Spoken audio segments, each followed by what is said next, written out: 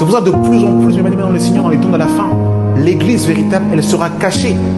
Comme au temps de Jézabel, les véritables prophètes étaient dans les grottes. C'est pour ça ceux qui partiront à l'enlèvement de l'église, ce sera ceux qui seront dans les coulisses et qui seront en train de se préparer pour le grand retour du Maître. C'est pour ça que Jésus veut te sanctifier. Laisse Jésus te laver par les eaux de sa parole. La grâce et la paix par Jésus de Nazareth, le ressuscité du troisième jour. Voilà mes amis, aujourd'hui on va faire un enseignement par rapport à la mort. Où vont les hommes après la mort?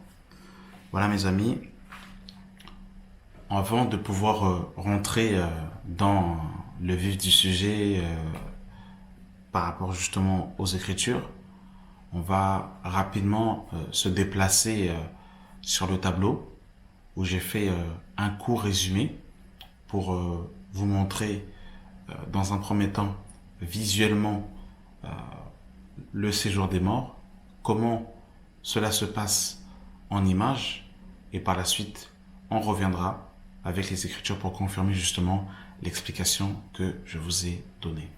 Voilà, suivons l'enseignement sur le séjour des morts sur le tableau et on se retrouve tout de suite. Voilà, suivons. Voilà, on se retrouve sur le tableau comme prévu. Donc voilà, je vous ai fait un petit résumé par rapport à ce que nous allons développer tout à l'heure pour éveiller le sens de la vue, pour que ceux qui ne comprennent pas, ce soit un peu plus clair. Alors juste avant, je vais vous afficher la définition du mot Sheol. Alors déjà, la définition du mot séjour des morts veut dire le Dieu des profondeurs de la terre. Ça, c'est la définition du séjour des morts. Le séjour des morts en hébreu se dit Sheol. Et en grec, le mot séjour des morts se traduit par Hadès. Donc Sheol en hébreu et Hadès en hébreu. Voilà comment s'organisait le séjour des morts avant la venue de Christ. Le séjour des morts était scindé en deux parties. Il y avait le séjour des morts malheureux et le sein d'Abraham. Toutes les personnes qui mouraient dans la foi en notre Seigneur se situaient juste ici, dans le sein d'Abraham, et les personnes qui mouraient sans Dieu se trouvaient dans le séjour des morts malheureux. Comment pouvons-nous savoir que le séjour des morts était scindé en deux parties? Eh bien, c'est très simple. Nous avons la référence de Luc chapitre 16 avec l'homme riche et l'homme pauvre. Nous le lirons par la suite. L'homme riche va demander à Abraham si Lazare pouvait tremper son doigt afin qu'il puisse justement le soulager. Et Abraham va lui dire qu'il y a un abîme entre toi et moi afin que ceux qui sont chez nous ne puissent pas aller chez vous. Donc, toutes les personnes qui mouraient avant Christ étaient retenues dans le séjour des morts, dans le sang d'Abraham. Ils n'étaient pas en souffrance, contrairement à ceux qui sont dans le séjour des morts malheureux. Une fois que Jésus est venu, mes amis, il est venu justement libérer les captifs, donc ceux qui étaient dans le séjour des morts, et il a libéré les captifs. Donc Jésus a libéré toutes ces personnes qui étaient là. Il les a libérés et il les a transportés dans le paradis de Dieu. Ça veut dire qu'aujourd'hui, toutes les personnes qui sont mortes dans la foi ne sont plus dans le sein d'Abraham et sont directement ici, dans le paradis de Dieu. Rappelez-vous que dans le livre de Luc chapitre 23, Jésus dira aux brigands, « Aujourd'hui tu sors avec moi dans le paradis ». Et rappelez-vous aussi que l'apôtre Paul va nous dire dans le livre de 2 Corinthiens chapitre 12, à partir du verset 2 à 4, qu'il connaît un homme qui fut ravi dans le 3e ciel, dans le paradis de Dieu. Donc là, comment ça se passe, mes amis? C'est très simple. Il y a 3 cieux. Il y a le 3e ciel, qui est le paradis de Dieu, selon 2 Corinthiens chapitre 12, le verset 2 à 4. Ensuite, vous avez le deuxième ciel. C'est le siège démoniaque, selon Éphésiens chapitre 6, à partir du verset 12, là où les démons, voilà, jusqu'aujourd'hui, en fait, y sont. Et ensuite, bien évidemment, vous avez le premier ciel qui est le firmament, donc le ciel que nous voyons. Donc, pour conclure, aujourd'hui, le sang d'Abraham n'existe plus. Depuis la croix, les personnes qui meurent vont directement dans le paradis de Dieu. Et les personnes qui meurent aujourd'hui sans Christ vont dans le séjour des morts, littéralement qui représente le Sheol, qui représente aussi l'Hadès et qui se traduit aussi par enfer. Et je vous mettrai la définition du mot enfer. Ça, vous le voyez dans la version Osterval et dans la version Martin, dans le livre de Apocalypse chapitre 20, le verset 13. Donc aujourd'hui, une personne qui meurt sans Jésus va dans le séjour des morts, qui est voilà, l'Hadès, qui est encore le Sheol, ou encore qui est dans l'enfer. L'enfer n'est pas le lieu définitif. L'enfer est comme, pour donner une définition, comme une garde à vue, où les personnes vont dans cet endroit, ils sont conscients de leur état, ils souffrent, mais par contre, ce n'est pas encore voilà, la punition, le châtiment éternel. Et une fois que Jésus va s'asseoir sur son grand trône blanc, selon Apocalypse chapitre 20, eh bien, ces personnes qui sont dans le séjour des morts seront jetées dans le lac de feu pour l'éternité.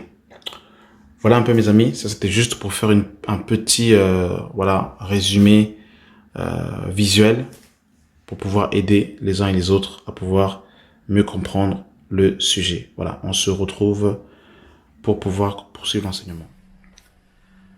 Voilà, vous venez de suivre par vous-même. Maintenant, nous allons prendre les passages pour expliquer un peu où va l'homme après la mort. Voilà. Donc, vous devez savoir une chose, mes bien-aimés, c'est que l'homme est constitué du corps, de l'âme et de l'esprit. Ça, nous voyons cela dans le livre de 1 Thessaloniciens chapitre 5, à partir du verset 23 à 25. Il est écrit que le Dieu de paix vous sanctifie lui-même tout entier et que tout votre être, l'esprit, l'âme et le corps soient conservés irrépréhensibles lors de l'avènement de notre Seigneur Jésus-Christ. Vous devez savoir que quand une personne meurt, son enveloppe corporelle, elle, va sous la tombe, mais son esprit, elle, continue à subsister. Et soit notre esprit retourne à Dieu, c'est-à-dire que voilà, nous allons dans la présence du Seigneur, en attendant que la dernière trompette sonne pour aller récupérer nos corps, ou soit malheureusement, eh bien, nous allons dans le Sheol, ou encore dans le séjour des morts, ou encore littéralement en enfer, en attendant justement le jugement final. Et vous devez savoir que, contrairement à la pensée populaire, littéralement de ce que les témoins de Jéhovah enseignent, ou de ce que les adventistes encore enseignent, en disant que l'âme n'est pas éternelle, eh bien, mes amis, c'est complètement faux. L'âme est bel et bien éternelle. C'est-à-dire qu'après notre mort, nous continuons à subsister, nous continuons à vivre, soit dans la présence de Dieu, ou soit malheureusement loin du Seigneur. Il faut savoir que lorsque Dieu va créer Adam, voilà, dans Genèse chapitre 2, à partir du verset 7, on nous dit « L'Éternel Dieu forma l'homme de la poussière de la terre. Il souffla dans ses narines un souffle de vie, et l'homme devint un être vivant. » Donc on voit bien que le souffle qui va animer Adam était tout simplement le souffle de l'Éternel. Et la Bible nous dit qu'en réalité dans l'homme c'est l'esprit. Et la Bible nous dira encore que voilà, le souffle de l'Éternel m'anime. Donc le souffle qui est en nous, eh bien c'est le souffle d'Adonai, de Yahweh, qui nous anime. Et ce souffle-là, il est éternel.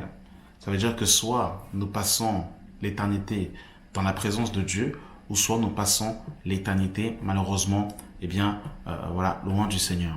Et il faut savoir aussi que lorsque Adam a péché, eh bien, malheureusement, il a donné voilà, l'autorité au diable, parce que avant cela, lorsque Dieu va placer Adam, Adam était établi comme le gouverneur de la terre. C'était lui justement qui était le gouverneur, qui avait l'autorité sur la terre, sur les animaux. Dieu avait établi Adam comme gouverneur. Mais lorsque Adam va pécher, malheureusement, il va livrer les hommes dans la désobéissance et surtout il va plonger l'homme dans la mort. Rappelez-vous que le Seigneur dira à Adam, tu pourras manger de tous les arbres du jardin, mais contre l'arbre de la connaissance du bien et du mal, tu ne mangeras pas, car le jour où tu mangeras, tu mourras. Et voilà, c'est ce qui s'est passé. Quand Adam mangeait le fruit de la connaissance du bien et du mal, il a connu la mort physique, spirituellement. Et par la suite, bien évidemment, ça s'est décompté au sens physique, mais c'était dans un premier temps au sens spirituel. Et la Bible nous dit bien sûr dans le livre de Romains que le salaire du péché, c'est la mort. Et à ce moment-là, la mort est intervenue, la mort justement a eu l'autorité sur l'homme. Et regardez, nous sommes dans le livre de Luc, chapitre 4, regardez, on donne justement cette explication que le diable a eu l'autorité sur l'homme. Alors nous sommes dans le livre de Luc chapitre 4 à partir du verset 5. Le diable, l'ayant élevé, lui montra en un instant tous les royaumes de la terre et lui dit, je te donnerai toutes ces puissances et la gloire de ces royaumes, car elle m'a été donnée et je la donne à qui elle veut. Car elle m'a été donnée et je la donne à qui je veux. À quel moment, cette puissance, cette autorité lui a été donnée? C'est au moment où Adam et sa femme ont succombé en péché. C'est à ce moment-là, justement, où ils ont donné l'autorité au diable. Voilà. Et tout homme, lorsqu'il mourait, était, allé directement dans le séjour des morts. Et vous devez savoir que il y a eu en fait une séparation entre Dieu et l'homme à partir du moment où l'homme a péché. C'est-à-dire littéralement que le ciel était fermé et que le ciel ne pouvait et que personne en fait ne pouvait accéder au ciel. Personne ne pouvait plus monter au ciel parce que quand l'homme a péché, il y a eu en fait une imperfection. Il y a eu, la communion qu'il y avait entre le ciel et la terre avait été brisée. Et il fallait justement que cette communion soit de nouveau restaurée. C'est pour ça que l'œuvre de la croix, au-delà d'effacer nos péchés, elle est fantastique parce que elle a rétabli notre relation avec Dieu et aussi justement cette communion qu'il y avait entre le ciel et la terre. Nous le verrons par la suite. Mais quand les hommes mouraient, ils allaient directement dans le séjour des morts. Et pour cela, nous sommes dans le livre de Genèse, chapitre 37, à partir du verset 34. Voilà. Jacob l'a reconnu et dit, donc pour revenir dans le contexte, au moment où ses frères, les frères de Joseph, vont faire croire à leur père que Joseph était mort. Jacob l'a reconnu, donc la tunique que Jacob avait avec, Jacob l'a reconnu, dit, c'est la tunique de mon fils. Une bête féroce l'a dévoré. Joseph a été mis en pièces. Il déchira ses vêtements et il mit un sac sur ses reins. Et il porta longtemps le deuil de son fils.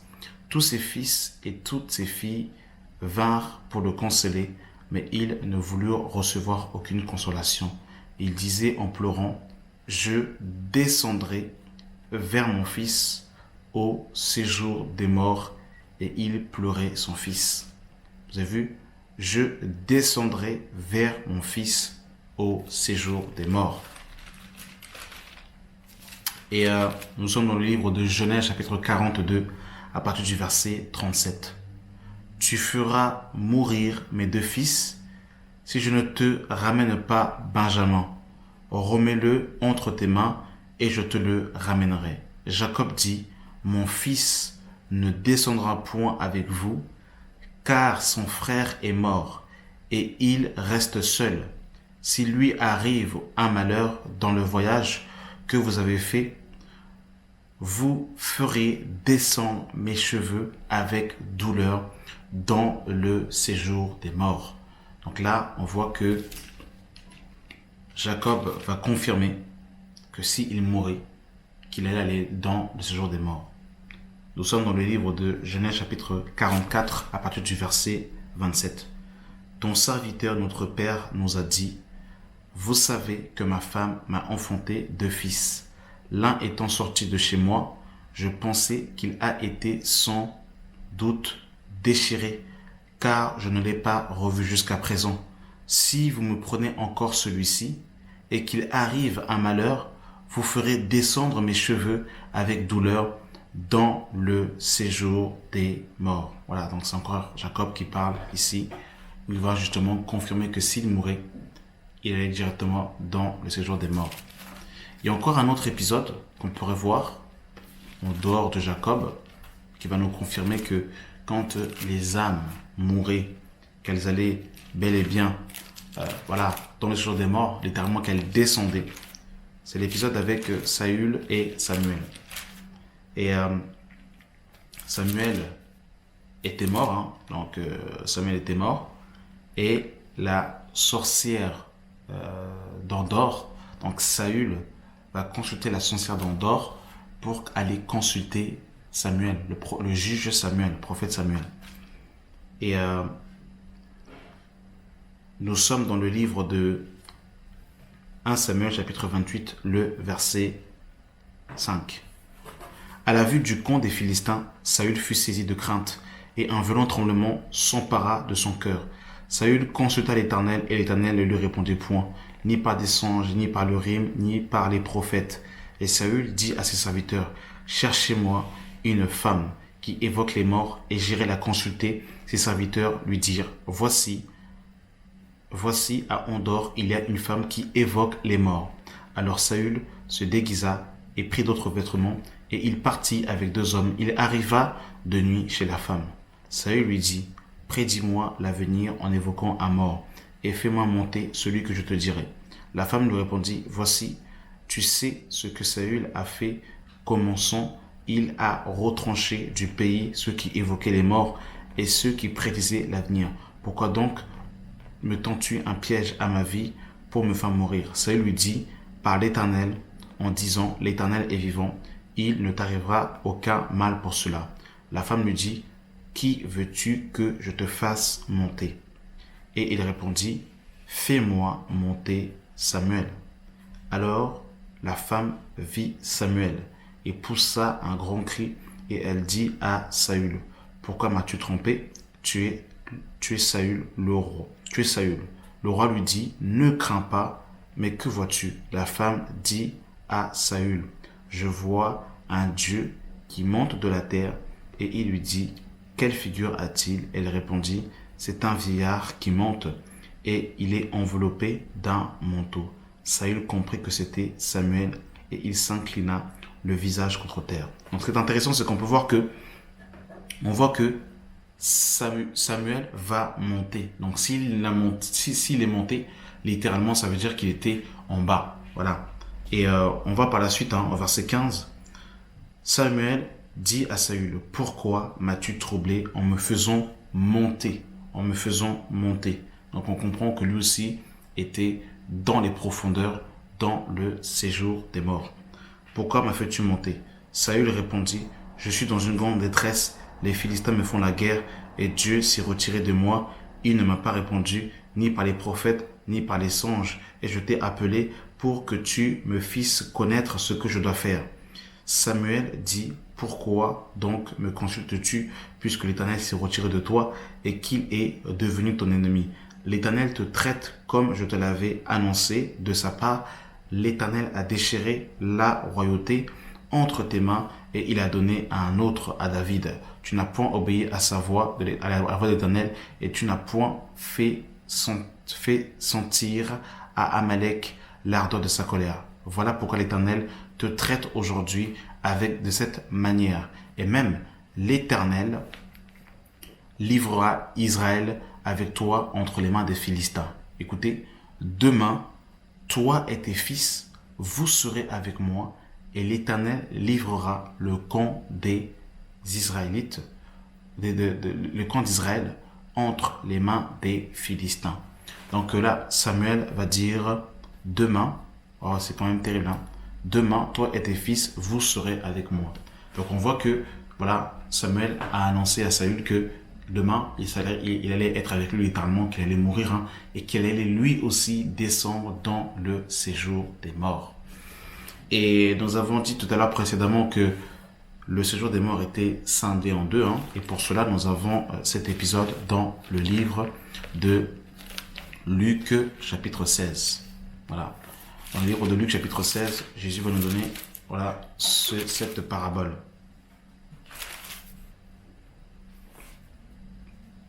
Luc 16, verset 19. Il y avait un homme riche qui était vêtu de pourpre et de fin lin, et qui chaque jour menait joyeusement la brillante vie. Un pauvre nommé Lazare était couché à sa porte, couvert d'ulcère, et désireux se rassasier des miettes qui tombaient à la table du riche, et même les chiens venaient encore lécher ses ulcères. Le pauvre mourut, et il fut porté par les anges dans le sein d'Abraham. Dans le sein d'Abraham. Le riche mourut aussi, et il fut enseveli dans le séjour des morts. Dans le séjour des morts. Donc vous avez vu que l'homme pauvre, donc Lazare, était dans le sein d'Abraham, et l'homme riche était dans le séjour des morts. Il leva les yeux, et tandis qu'il était en proie au tourment, il vit de loin Abraham et Lazare dans le sein. Il s'écria: Père Abraham, aie pitié de moi et envoie Lazare pour qu'il trempe le bout de son doigt dans l'eau et me rafraîchisse la langue, car je souffre cruellement dans ces flammes. Abraham répondit: Mon serviteur, souviens-toi, mon fils, souviens-toi que tu as reçu des biens pendant ta vie et que Lazare a eu des maux pendant la sienne. Maintenant, il est consolé et toi tu souffres. D'ailleurs, il y a entre nous et vous un grand abîme. C'est ce que nous avons vu dans la vidéo, dans l'enseignement sur le tableau. Un grand abîme, afin que ceux qui voudraient passer d'ici vers vous ou de là vers nous ne puissent le faire. Le riche dit: Je te prie donc, Père Abraham, d'envoyer Lazare dans la maison de mon père, car j'ai 5 frères. Donc vous avez vu qu'il s'est souvenu qu'il avait 5 frères, donc il était conscient. Car j'ai 5 frères, c'est pour qu'il leur atteste ces choses, afin qu'ils ne viennent point aussi dans cet endroit de tourment. Donc c'est bel et bien un endroit de tourment. Abraham répondit: Ils ont Moïse et les prophètes qu'ils écoutent. Et il dit: Non, Père Abraham, mais si quelqu'un des morts va vers eux, ils se repentiront. Et Abraham lui dit: S'ils n'écoutent pas Moïse et les prophètes, ils ne se laisseront pas persuader quand même quelqu'un des morts ressusciterait. Donc là, c'est terrible. On voit que Lazare était bel et bien conscient et il va même plaider en faveur justement de ses 5 frères qui étaient encore vivants. Il connaissait même le nombre de ses frères. Et il y a un exemple encore dans le livre de Apocalypse chapitre 6 qui nous confirme bien que l'homme est conscient après sa mort. Donc pour cela, nous sommes dans le livre de Apocalypse chapitre 6. Apocalypse 6. Voilà, que Dieu soit béni. À partir du verset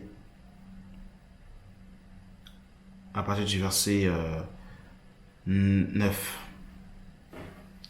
Quand il ouvrit le 5e sceau, je vis sous l'autel les âmes de ceux qui avaient été immolés à cause de la parole de Dieu et à cause du témoignage qu'ils avaient entendu. Ils crièrent d'une voix forte en disant: Jusqu'à quand, souverain saint et véritable, tarderas-tu à juger et à tirer vengeance de notre sang sur les habitants de la terre?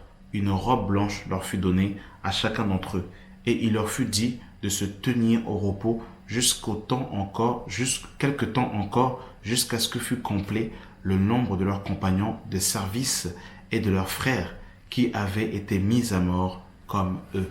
Donc on voit que là, les âmes de ceux qui avaient été décapités et qui sont sous l'autel sont conscients, il y a une conversation avec le Seigneur, donc ils sont bel et bien conscients qu'ils ont été morts décapités. Donc voilà, les morts sont bel et bien conscients de là où ils sont. Et je disais que tout à l'heure précédemment que l'œuvre de la croix est venue justement réconcilier le ciel avec la terre et que Jésus est venu justement ouvrir le ciel pour justement que ceux qui étaient retenus par la mort puissent être libérés. Parce que nous avons dit justement que le diable avait l'autorité sur la mort. Et pour cela, nous sommes dans le livre de Colossiens chapitre 1, le verset 15. Il est l'image du Dieu invisible, le premier de toute la création.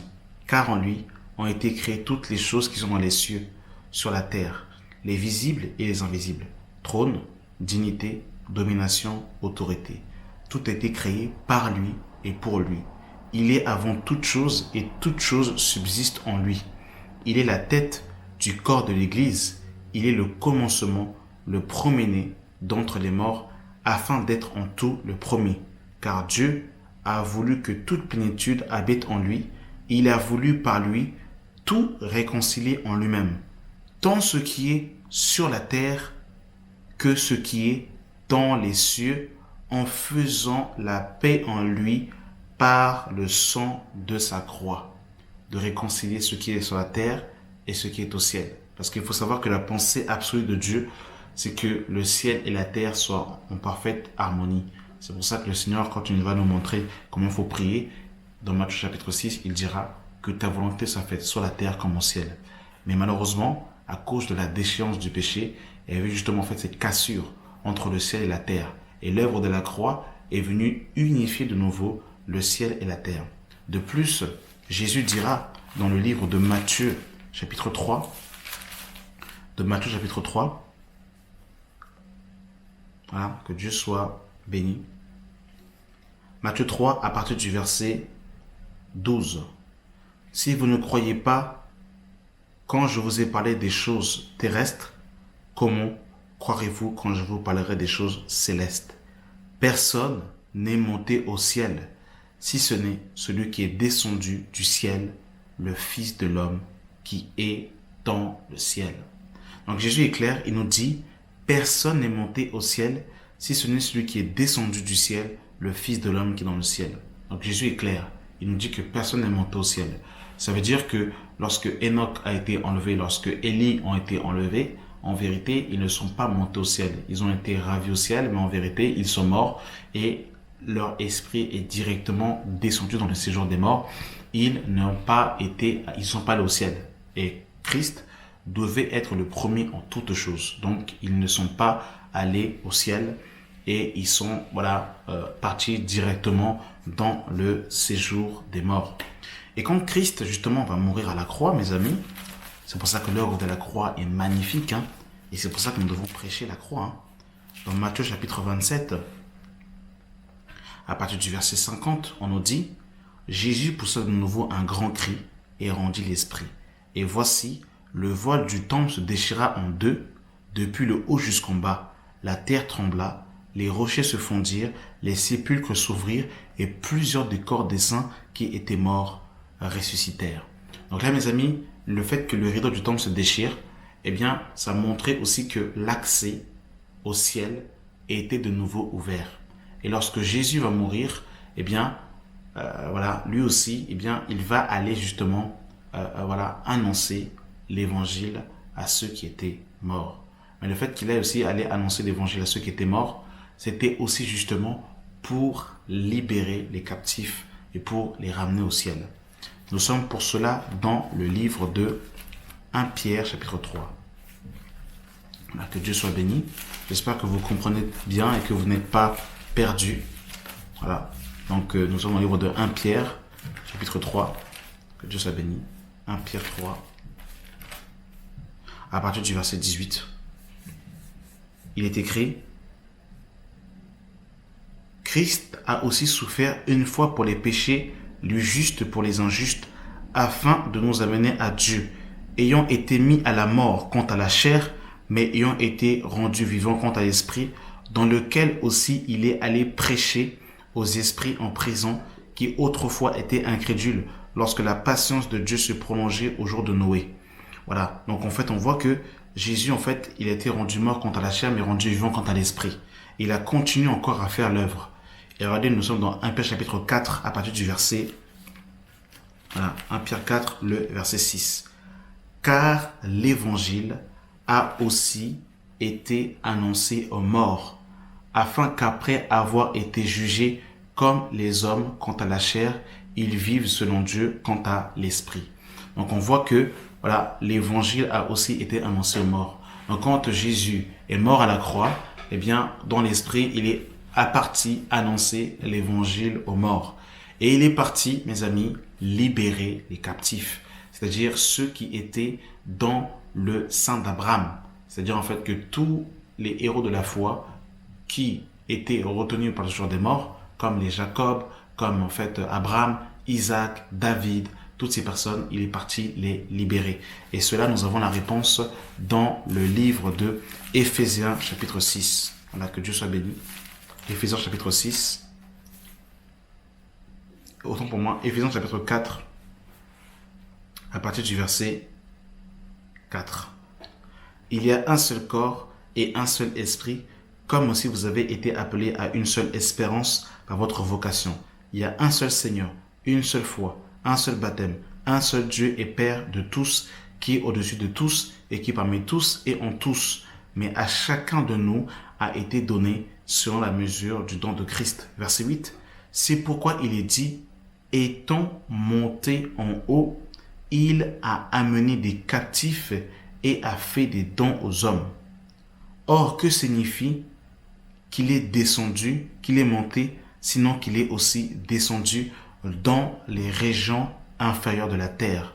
Celui qui est descendu, c'est le même qui est monté au-dessus de tous les cieux afin de remplir toutes choses. Donc là, en fait, on voit que Jésus, quand il est mort, il est descendu dans les régions inférieures de la terre, il a libéré des captifs. Et les captifs qu'il a libérés, c'était les personnes qui étaient retenues par le séjour des morts. Et là, justement, Jésus est venu libérer les captifs, afin qu'aujourd'hui, quand une personne meurt, qu'elle aille directement dans la présence de Dieu. Et c'est aussi pour cette raison que le troisième jour, quand il va ressusciter, eh bien, plusieurs corps des saints vont être visibles à Jérusalem. Et regardez ce que l'auteur aux Hébreux nous dit, dans Hébreux chapitre 2, le verset 14, qui va confirmer que Jésus a bel et bien reçu l'autorité. Ainsi donc, puisque les enfants participent au sang et à la chair, il a également participé lui-même, afin que par la mort, il anéantisse celui qui avait la puissance de la mort, c'est-à-dire le diable, et qu'il délivra tous ceux qui par crainte du diable, tous ceux par crainte de la mort, étaient toute leur vie retenus dans la servitude. Voilà, donc vous avez vu que là, Jésus, il va aller libérer justement ceux qui, par crainte de la mort, étaient retenus par le diable parce qu'il avait l'autorité. Et c'est pour cette raison que Jésus-Christ dira dans le livre de Apocalypse chapitre 2, voilà, que Dieu soit béni. Apocalypse chapitre 2, Apocalypse chapitre 1, à partir du verset 17. Quand je le vis, je tombai à ses pieds comme mort. Il posa sur moi sa main droite en disant, « Ne crains rien, je suis le premier et le dernier et le vivant. J'étais mort et voici, je vis au siècle des siècles. Je tiens les clés de la mort et du séjour des morts. » Amen. En d'autres termes, notre vie est entre les mains du Seigneur. Et aujourd'hui, si un chrétien meurt, il va directement dans le paradis de Dieu. Et quand Jésus est mort, le ciel a été ouvert. Et là, de nouveau, quand une personne meurt aujourd'hui, elle ne va plus dans le séjour des morts, dans le sein d'Abraham, elle va directement dans le paradis de Dieu. Et regardez, mes amis, dans le livre de Luc, chapitre 23, à partir du verset 39. L'un des malfaiteurs crucifiés l'injuriait en disant, « N'es-tu pas le Christ? Sauve-toi toi-même et sauve-nous. » Mais l'autre le reprenant en disant, « Ne crains-tu pas Dieu, toi qui subis la même condamnation? Pour nous, c'est juste car nous recevons ce que nous méritons, nos crimes. Mais celui-ci n'a rien fait de mal. » Et il dit à Jésus, « Seigneur, souviens-toi de moi quand tu seras entré dans ton règne. » Jésus lui répondit, « Je te le dis en vérité, aujourd'hui tu seras avec moi dans le paradis. » Aujourd'hui tu seras avec moi dans le paradis. À ce moment-là, mes amis, le ciel était à nouveau ouvert parce que Jésus était descendu et il est remonté avec les captifs. Et là, du coup, une personne, quand elle meurt, elle va directement dans la présence de Dieu. Et pour cela, on peut confirmer par plusieurs passages. On va prendre, par exemple, le livre de 2 Corinthiens, chapitre 5, à partir du verset 1. Nous savons en effet que si cette tente où nous habitons sur la terre est détruite, nous avons dans le ciel un édifice qui est l'ouvrage de Dieu, une demeure éternelle et qui n'a pas été faite de la main de l'homme. Aussi, nous gémissons dans cette tente, si du moins nous sommes trouvés vêtus et non pas nus, Car tandis que nous sommes dans cette tombe, nous gémissons, accablés, parce que nous voulons non nous dépouiller, mais nous revêtir, afin que la mort soit engloutie par la vie. Celui qui a formé pour cela, c'est Dieu, qui nous donne aussi les arts de l'esprit. Verset 6. Nous sommes donc toujours pleins de confiance, et nous savons que tant que nous demeurons dans ce corps, nous sommes loin du Seigneur, car nous marchons par la foi, et non par la vue. Nous sommes pleins de confiance, et nous aimerons mieux quitter ce corps et demeurer auprès du Seigneur. Nous aimons mieux quitter ce corps et demeurer auprès du Seigneur. Donc Paul est clair, si nous quittons ce corps, nous demeurons auprès du Seigneur. Et regardez ce que Paul dira dans le livre de Philippiens. Dans le livre de Philippiens, chapitre 1. Philippiens 1, à partir du verset 19. Car je sais que cela tournera en mon salut, grâce à vos prières et à l'assistance de l'Esprit de Jésus-Christ, selon ma ferme attente et mon espérance que je n'aurai honte de rien, mais que maintenant, comme toujours, Christ sera glorifié dans mon corps, avec une pleine assurance, soit par ma vie, soit par ma mort. Car Christ est ma vie, et la mort m'est un gain. Mais s'il m'est utile pour l'œuvre que je vive dans la chair, je ne saurais que dire ce que je préfère. Je suis pressé des deux côtés. J'ai le désir de m'en aller et d'être avec Christ. J'ai le désir de m'en aller et d'être avec Christ. Ce qui est beaucoup est le meilleur. Mais à cause de vous, il est plus nécessaire que je demeure dans la chair. Mais à cause de vous, il est plus nécessaire que je demeure dans la chair. Donc on voit que Paul est clair. Il va dire que il partait, eh bien il demeurait auprès du Seigneur. Et par rapport au troisième ciel, on le voit dans le livre de 2 Corinthiens chapitre 12, à partir du verset 1. Il faut se glorifier, cela n'est pas bon. J'en viendrai néanmoins à des visions et à des révélations du Seigneur. Je connais un homme en Christ qui fut il y a 14 ans ravi au troisième ciel. Si ce fut dans son corps, je ne sais. Si ce fut hors de ce corps, je ne sais. Dieu le sait. Je sais que cet homme, si ce fut dans son corps ou hors de son corps, je ne sais, Dieu le sait, fut enlevé dans le paradis et qu'il entendit des choses ineffables. Voilà. Donc, voilà, vous avez vu qu'en fait, un homme qui fut ravi dans le troisième ciel et il fut enlevé dans le paradis. Donc, on voit que le paradis, c'est au niveau du troisième ciel. Et on a vu que par rapport au deuxième ciel, eh bien, dans le livre de Éphésiens chapitre 6, on voit que, voilà, les esprits impurs sont dans le deuxième ciel. Voilà, donc, Éphésiens chapitre 6 à partir du verset 12. Car nous n'avons pas à lutter contre la chair et le sang, mais contre les dominations, contre les autorités, contre les princes de ce monde, contre les esprits méchants dans les lieux célestes. Donc on voit qu'il y a 3 cieux. Il y a le premier ciel, donc qui est le firmament. Ensuite, il y a le deuxième ciel qu'on voit dans Éphésiens chapitre 6, là où il y a les esprits impurs. Et il y a le troisième ciel qui est le paradis de Dieu. Donc aujourd'hui, quand une personne meurt sans Christ, eh bien, elle va dans le séjour des morts aujourd'hui. Le séjour des morts qui se dit Sheol en hébreu, qui se dit en fait Hadès en grec, qui est le dieu des profondeurs de la terre, et qui se traduit encore aussi par enfer. Donc aujourd'hui, quand une personne meurt, elle va en enfer. Et l'enfer est comme la garde à vue. Ce n'est pas encore le jugement final, mais c'est le séjour des morts. Quand une personne meurt aujourd'hui avec Christ, eh bien, son esprit va directement dans la présence du Seigneur, comme lorsque Étienne est mort dans le livre de Acte 7, il va dire « Seigneur Jésus, reçois mon esprit ». Et justement, quand un chrétien meurt, les anges récupèrent son esprit et l'amènent justement dans le paradis de Dieu en attendant de récupérer son corps. Une fois que la dernière trompette aura sonné, eh bien, les personnes qui seront mortes, eh bien, partiront récupérer leur corps. Et là, justement, il y aura la résurrection d'entre les morts pour, bien sûr, ceux qui sont en Christ. Parce que les méchants ne ressusciteront pas tout de suite. Les méchants, nous le lirons par la suite, vont ressusciter dans Apocalypse chapitre 20 pour passer devant le grand trône blanc, le jugement final, pour être jugés et jetés dans la géhenne éternelle. Donc voilà, un chrétien, quand à la dernière trompette, nous allons repartir chercher nos corps. Nous allons avoir des corps imputrescibles, des corps, le même corps que Jésus avait quand il est ressuscité d'entre les morts. C'est le même corps que nous aurons. Et là, justement, nous allons récupérer nos corps et nous partirons à l'enlèvement de l'Église avec nos corps incorruptibles. Et une fois que l'enlèvement aura eu lieu, que la grande tribulation sera terminée, l'Église reviendra avec Jésus. Et là, justement, à la fin du millénium, parce qu'il y aura les 1000 ans, bien sûr, où Jésus va régner avec l'Église sur la terre pendant 1000 ans.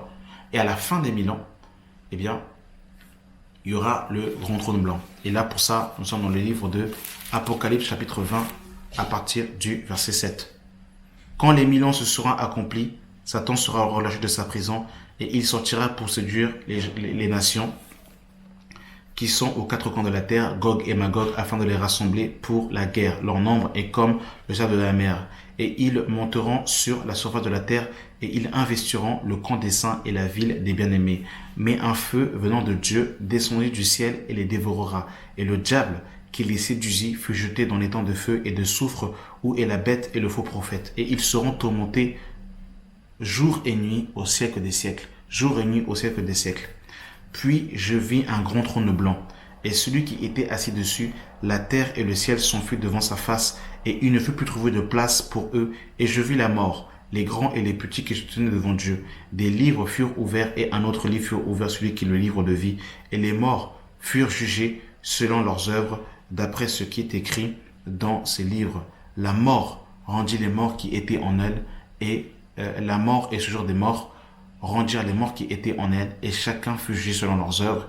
Et la mort et le séjour des morts, c'est-à-dire en fait le Sheol, ou encore l'Hadès, ou encore l'enfer, furent jetés dans les temps de feu. C'est la seconde mort. Quiconque ne fut pas trouvé dans le livre de vie fut jeté dans les temps de feu. Voilà mes amis, comment ça va se passer dans les temps de la fin. Donc oui, la géhenne est bel et bien éternelle. Les gens iront, souffriront, il y aura des pleurs et des grincements de dents, et les gens se souviendront de toutes les personnes qui les ont évangélisés, qu'ils ont refusé, toutes les personnes qui ont refusé de se repentir, toutes les personnes qui n'ont pas voulu marcher avec Dieu, eh bien, subiront malheureusement la géhenne éternelle. Quoi que nous parlons ainsi, nous espérons de votre part des choses meilleures, ainsi que moi le premier. Voilà mes amis, merci d'avoir pris le temps de regarder cette vidéo, et que la grâce et la paix soient avec vous, au nom de Jésus. Amen.